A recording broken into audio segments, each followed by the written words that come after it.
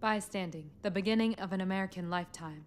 I am no flower child. I do not brag my unshaven hair, nor do I hold illusions about the wisdom of the East. I do not wave my fingers in a V to bid peace upon greetings, nor do I think that the revolution alone would be enough to save us. My family would be more likely mistaken for boat people.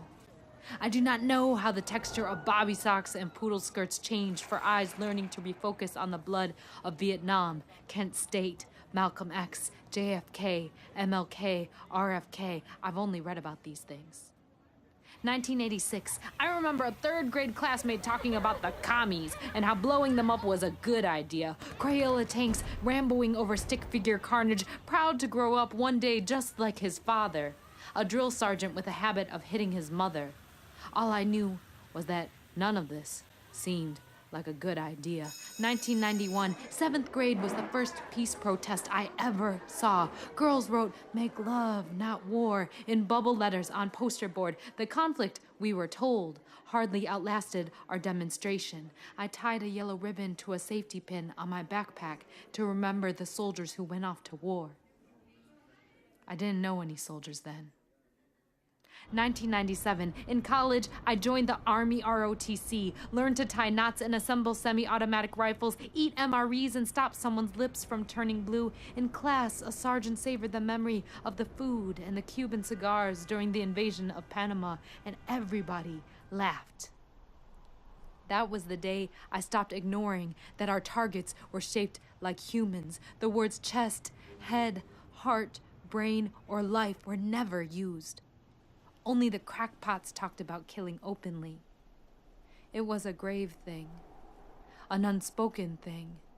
They taught us military history, field exercises, mountaineering. They never taught us how to live with killing a man, how to erase the memory of his blood starburst on his body or the gun's kickback in your hands. 2001, I was braiding my hair in a hotel room in Lower Manhattan when 2 planes exploded into the sides of 2 skyscrapers. We didn't know what was happening. We called downtown and they told us to still be there by 10.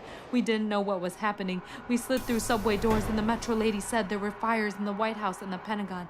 We didn't know what was happening. The train stopped below downtown and smoke started seeping in. We didn't know what was happening. Every jerk forward and backward was hope and terror at the same time. We didn't know what was happening. When the train pulled up to the platform, we didn't know what was happening. Walking up the staircase, I had never been so happy to see sunshine in my life. In the sunshine, we thought a bomb had dropped. Everything covered in ash, the masks over workers' faces. Go north, they said.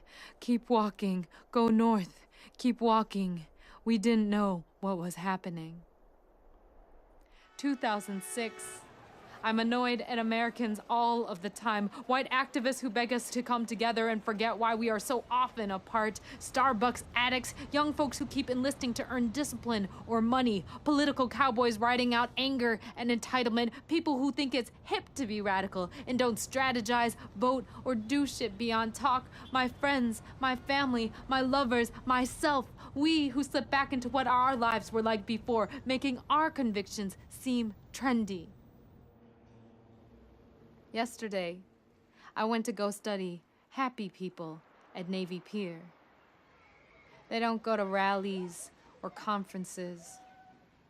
They don't talk about war. They wait for a sunny day and go to Navy Pier. They smile beneath their sunglasses. They hold each other close. They eat ice cream that they paid too much money for. They take advantage of the opportunity to love. They are lucky, and everyone in this world should be as lucky. Never, nowhere, anywhere. This is why no war.